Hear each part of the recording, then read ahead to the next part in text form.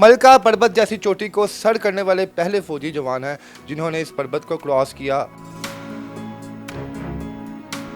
Swat incident जो अभी तक लोगों के दिलों से नहीं जा रहा। इनसे पूछेंगे जनाब कि वो फैमिली कैसे अपने आप को बचा सकती थी, अगर ये वहाँ पर होते तो कितने लोगों को रेस्क्यू करते। तो कुछ वेदर कंडीशंस ऐसी थी, कुछ पानी का बहाव ऐसा था कि वहाँ पे इस तरह से रेस्क्यू ऑपरेशन उस तरह से मुमकिन ना हो। हमने तो खुद खानपुर डैम से खुद निकाली हैं बच्चों की। वो इस तरह से होता है कि एक किसी भारी पत्थर के इर्द गिर्द एक छोटी सी रस्सी बांधी जाती है, पतली सी जैसे डोर होती है, उसको बांधा जाता है या पानी की बोतल के ढक्कन के ऊपर उसको लपेट दिया जाता है पानी डाल के, ताकि उसका वज़न ज़्यादा हो और थ्रो ज़्यादा जा सके। रास्ते बहुत थे, तरीके बहुत थे, लेकिन वहाँ पे हर बंदा ही उस टाइम उसका दिमाग जो था ज़्यादातर मोबाइल वीडियोस पे बनाने पे लगा था। वादी कागान की कोई चोटी नहीं है जो सर नहीं की, मतलब सारी ओवरऑल कर ली। ऐसी वैसी फीलिंग्स नजर आई आपको? कोई डर, कोई खौफ, कोई आवाज़ें या कुछ आपको लगा हो? पहाड़ों में नहीं ये चीज़ें होंगी तो कहाँ होंगी। 14 अगस्त 2025 को पाकिस्तान का परचम हम जो है ग्रीस में लहराएंगे। माउंट ओलंपस सर करने जा रहे हैं पाकिस्तान से टीम, और उसकी नुमाइंदगी अल्हम्दुलिल्लाह मैं कर रहा हूँ, और वो चोटी है वो सर करेंगे और इसी साल करेंगे, और इंशाल्लाह एक पॉजिटिव इमेज दुनिया को दिखाएंगे।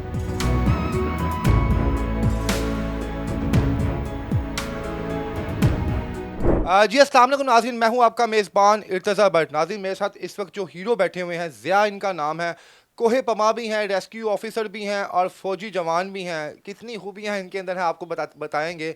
इस वक्त अपनी ज़िंदगी में सैकड़ों लोगों को रेस्क्यू कर चुके हैं। वो फोबिया, जो डर बचपन में इनके पास था, उस पर काबू किया और इस वक्त उसी फील्ड के अंदर दुनिया भर में अपना नाम रोशन कर रहे हैं। मलका पर्वत जैसी चोटी को सर करने वाले पहले जवान हैं।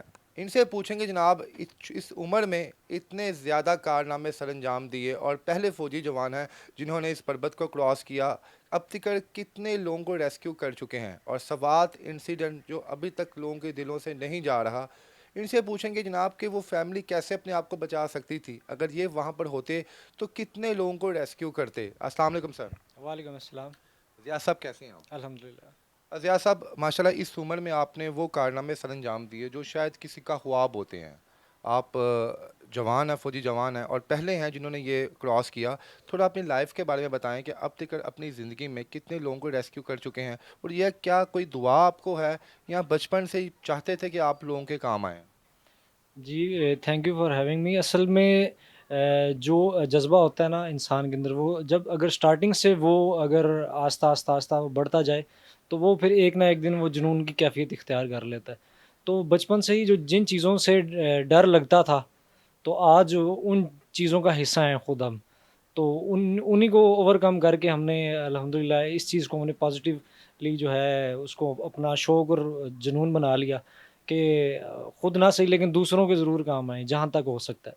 सर ये बताएं कि अब तक अपनी ज़िंदगी में कितने आप रेस्क्यू ऑपरेशन कर चुके हैं, क्योंकि आप रेस्क्यू का पार्ट तो नहीं है रेस्क्यू इदारे का, लेकिन आप वॉलंटियर तौर पे आप जहाँ पर जाते हैं और काम करते हैं। अब तक कौन कौन सी जगह पर आप गए हैं और कितने लोगों को रेस्क्यू किया है?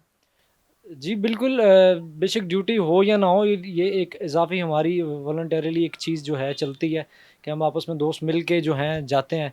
और जैसे मरी में तूफ़ान आया, उसमें भी हम वॉलंटरीली खुद गए, वॉलंटियर किया हमने और खुद जाके लोगों को वहाँ पे रेस्क्यू किया।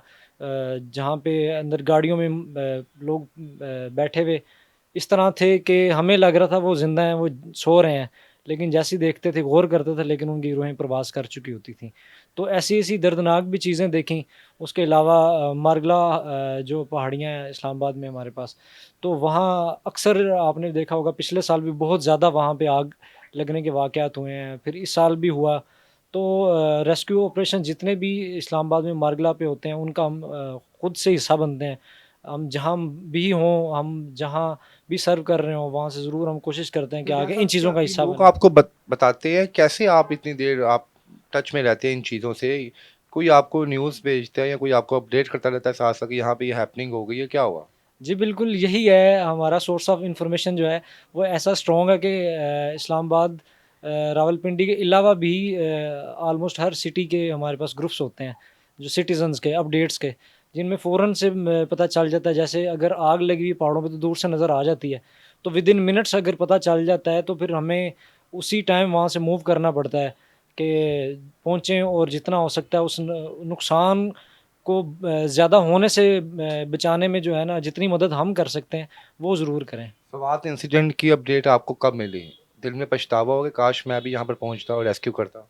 जी, मैं खुद लाहौर में ही हूँ और लाहौर में था, और जब ये सारा ये पीछे सिनेरियो बना, तो क्योंकि मैंने पहले भी ज़िक्र किया कि मैं खुद एक स्विमर हूँ और स्कूबा डाइवर भी हूँ।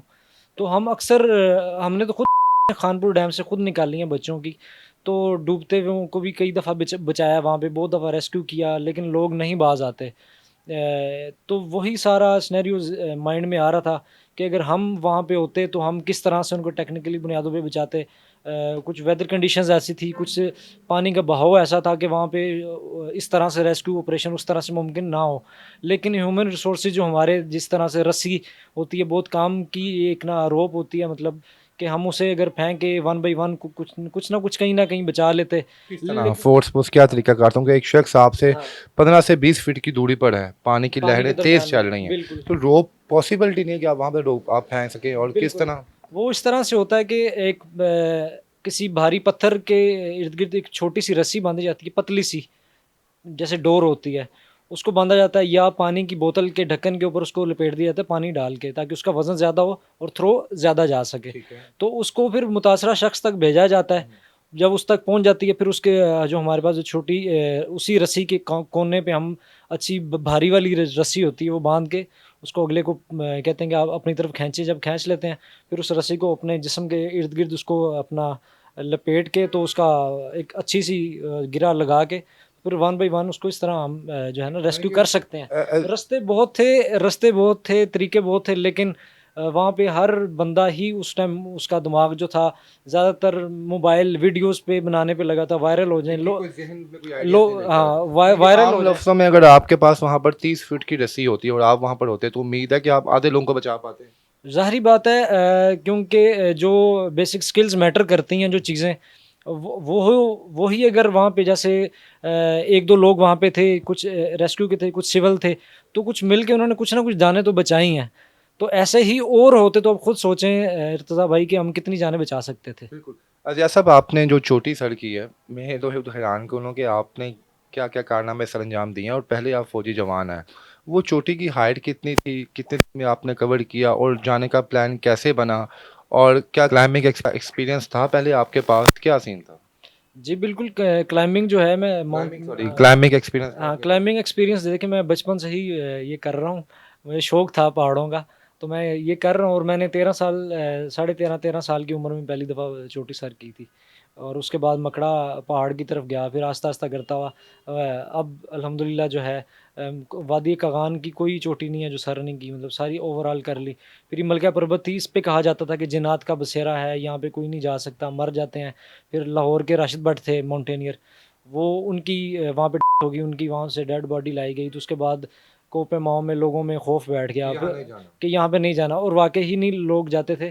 जबकि आपको स्टोरी टेलर्स मिलेंगे जो स्टोरी सुनाते हैं, झील सैफुल मलोक पे आप जाएँ अगर, तो नारान में वहाँ पे बता रहे होते हैं कि ये मलका पर्वत है, इस पे हर टाइम बर्फ़बारी होती रहती है, यहाँ पे जिन्नात हैं, किसी को जाना नहीं देते, अगर चला जाए तो उसको मार देते हैं।